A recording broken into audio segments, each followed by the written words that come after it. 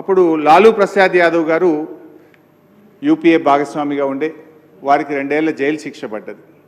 సరే, యూపీఏ ప్రభుత్వం అప్పుడు వారికి మరి ఏం నిర్ణయం తీసుకొని ఒక చట్టాన్ని తెచ్చారు, ఒక బిల్లు ఆర్డినెన్స్ తీసుకురావడం జరిగింది లాలూ ప్రసాద్ యాదవ్ గారిని సేవ్ చేయడం కోసం. అప్పుడు మన్మోహన్ సింగ్ గారి ప్రధానమంత్రి అధ్యక్షతన అప్పుడు ఉండేటువంటి క్యాబినెట్ మరి ఒక ఆర్డినెన్స్ తీసుకొచ్చింది అధ్యక్ష.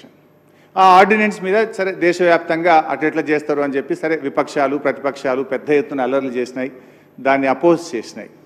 అప్పుడు కాంగ్రెస్ పార్టీ తరఫున ఓ ప్రెస్ మీట్ ఏర్పాటు చేసి ఏఐసిసి కార్యాలయంలో కొంతమంది దాన్ని డిఫెండ్ చేయడం, అంటే మా ప్రధానమంత్రి తీసుకున్న నిర్ణయం సరి అయింది, మా కాంగ్రెస్ పార్టీ తీసుకున్న నిర్ణయం సరి అయింది అని చెప్పేటువంటి క్రమంలో రాహుల్ గాంధీ గారు సడన్గా అక్కడికి చేరుకొని ఆర్డినెన్స్ కాపీలన్నీ చింపేస్తాడు.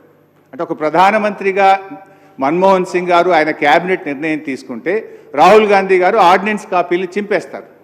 కానీ అలాంటి సందర్భంలో కూడా ఆయన ఎంత లాయలిస్టు అని నేను చెప్పడానికి ప్రయత్నం చేస్తున్నా అంటే, కేంద్ర మంత్రి మండలి తీసుకున్న నిర్ణయాన్ని రాహుల్ గాంధీ గారు బహిరంగంగా తప్పుపట్టిన మన్మోహన్ సింగ్ గారు మౌన మునిగానే ఉన్నారు తప్ప నోరు తెరవలేదు.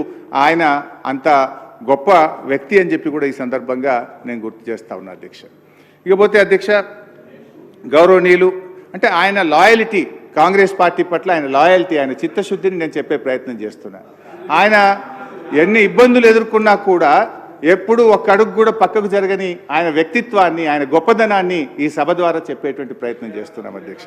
అంటే మన్మోహన్ సింగ్ని పొడవడం మీకు ఇష్టం లేదా? ఆయన పొగుడుతున్నా మన్మోహన్ సింగ్ యొక్క గొప్పతనాన్ని, వ్యక్తిత్వాన్ని చెప్పే ప్రయత్నం చేస్తున్నాం అధ్యక్ష.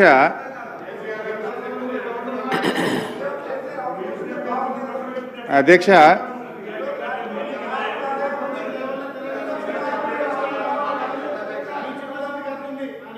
సభను కొంచెం ఆర్డర్లు పెట్టండి అధ్యక్ష. అధ్యక్ష, తెలంగాణ రాష్ట్ర ఏర్పాటులో కూడా తప్పకుండా ప్రధానమంత్రి గారి పాత్ర ఉంది.